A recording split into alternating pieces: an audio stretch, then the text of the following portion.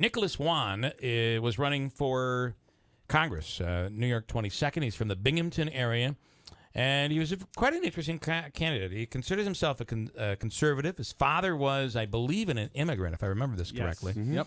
And he was very tough on the immigration, almost with conservative views, supports President Trump in many ways, yet a lot of his philosophies, like Medicare for everybody, or a lot of these philosophies are Bernie Sanders philosophies. Right.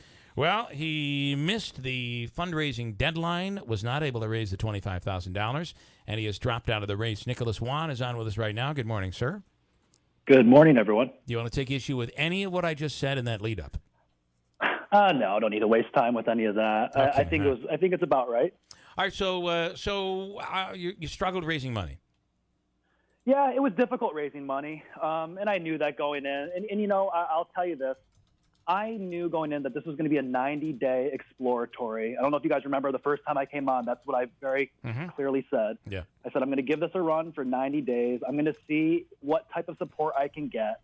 If it was broad enough, I would continue. If not, then I wouldn't. And that's what happened. I just don't think right now some of the ideas that I was putting out there have a broad enough support in the Republican establishment. That's A. But B, you know, I was really advocating on issues and talking to people that were working class families, people that were making $40,000, $30,000, $50,000 a year. Those people don't have money to fund political campaigns. That's just the brutal reality of it. Well, I want to say I live with that. You take an Anthony Brindisi, who I consider a moderate Democrat, maybe even a moderate, and you could just stay right there on certain issues. He leans to the right. On other issues, he leans to the left. But yours were extreme, I felt anyway. And for instance, you felt that welfare, that we're not doing enough. And was it Medicare, Medicaid for all? Some of the principles that we heard Bernie Sanders talking about, that we need to help people, we need to fund people to get them to move forward. Whereas a conservative would say, listen, we need to give them opportunity, and that's that. They need to get there on their own. On the other hand, you seem to support President Trump on many issues, and certainly in the immigration policy. Do you think, though, that to me it's odd. I don't think we can put you in either party. It places us, and I can't even place you in the middle. It sounds to me like you're characterizing me as someone who's an independent thinker, which is, yes, very, very rare in Washington. I've always been someone who doesn't appreciate having to stick to either party lines. Right. I very plainly have told people I'm a populist. The ideas that I was putting forth were of conservative populism. And I think if you guys see, maybe it'll even be 6 months down the road, maybe it'll be 6 years. But I think eventually the right-wing conservative parts of America are going to adopt some of the things that I was putting forward. It wasn't about expanding welfare per se, but it was for expanding universal health care, yes. It doesn't necessarily have to be Medicare for all, but universal health care, yes, that was part of it. I believe working class families need affordable access to health care. You believe that we should limit gun rights? No, absolutely not. I don't believe that. No, you told me that. You did tell me that. No, I said that we should be thoughtful when it comes to screening who's getting assault rifles. I completely agree with that. I think that's sensible. But I have stated on my website, which even the word conservatives don't use is assault rifle. Conservatives don't use that. It's a semi-automatic rifle or weapon. Right. Well, that's just semantics, Bill. Okay, but how much in terms of how many bullets should there be in a? Do I have this right? In a cartridge or a magazine? I don't know. I would say as many as you need to defend yourself. Okay. And then that's a conservative answer. That's a very conservative answer. I need a whole strip. I need 400 in this clip. That is an answer, though, that is completely in contrast with what you told me the last time. But what about death penalty? Where are you in the death penalty? I believe in the death penalty. Okay. I believe in the death penalty because, listen, I am very I appreciate the argument to say that, listen, the government can't run the post office without running a $10 billion deficit a year. Why do you think that they should be able to run, public executions?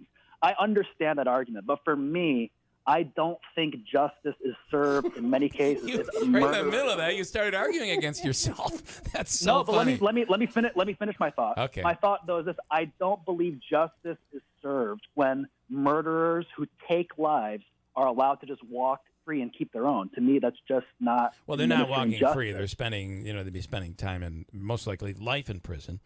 They're breathing one more breath than the person that they took. Yeah, that's my true. view. So and then, Go ahead. Well, Go ahead. and then the other question would be, I wanted to throw out on the issue of, did I hit everything? There was one other issue that I wanted to throw at him. Abortion, and you're pro-choice. No, you're not pro-choice. I said this on your show.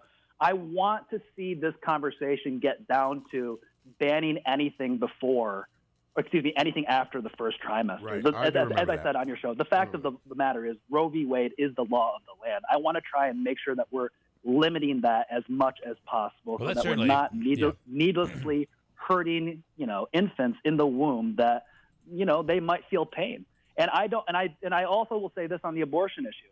I am not unconvinced that what's going on in some of these Planned Parenthood facilities is not straight up pure procurement of fetal tissue and being sold for profit. I think people need to look into that. I think it needs to be investigated further.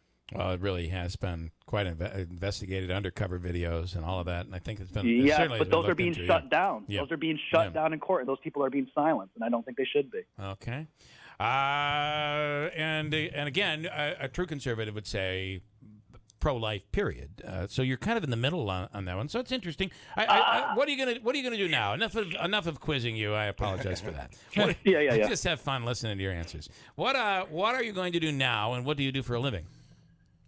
Well, first off, what I do for a living is I'm a consultant. I'm a consultant in the finance services industry. All right. So I will continue to do that. But more importantly, I'm going to continue to advocate for reform within the Republican Party. I'm going to continue to find ways to serve, and I'm scanning the political scene to try and find another entry point. There's no doubt about that.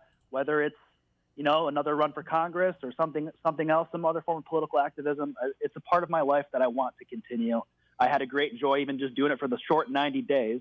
It didn't work out. That's okay, but I hope I can be in a conversation in the future and someday. Did you ever have a conversation with Claudia Tenney or with Anthony Brindisi at all at any point? No, I didn't. I mean, I engage a little bit with Anthony Brindisi on Twitter, and don't get me wrong, I don't have anything personally against Anthony Brindisi. I really don't. You described him as a moderate. I describe him as he's a good guy, but ultimately, my dream was that I was going to be in Washington. He was going to continue to serve in Albany. But that didn't pan out. So we'll see how this election works. All right. Well, listen, Nicholas, thanks for your time. And at any point that somebody takes the time and the effort to get out there and run for public office, we should all look at them with a bit of envy because you're doing something the rest of us probably will never do. Well, I appreciate you for always having me on the show, even in the early stages of the campaign. I appreciate that. Thanks, Nick. Thanks so much. We appreciate it. See you guys. There we go. So some of those opinions I think have slightly altered a little bit, but I do find it is very difficult to be here and over there, and but he stands by it. He's got some interesting answers. I agree. I'd like to get a perspective from him in 6 months. Who he likes, who's doing well, who does he agree with? Just because I do think he has some interesting answers. Yeah. The one part, he gave an answer on, he began arguing with himself over the answer. I'm like...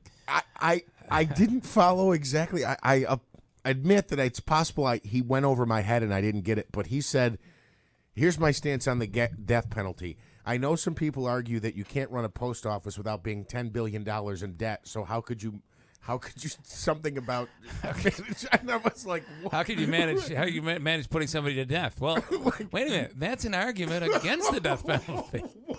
That is so funny. But I think he's interesting. I like him. He's interesting.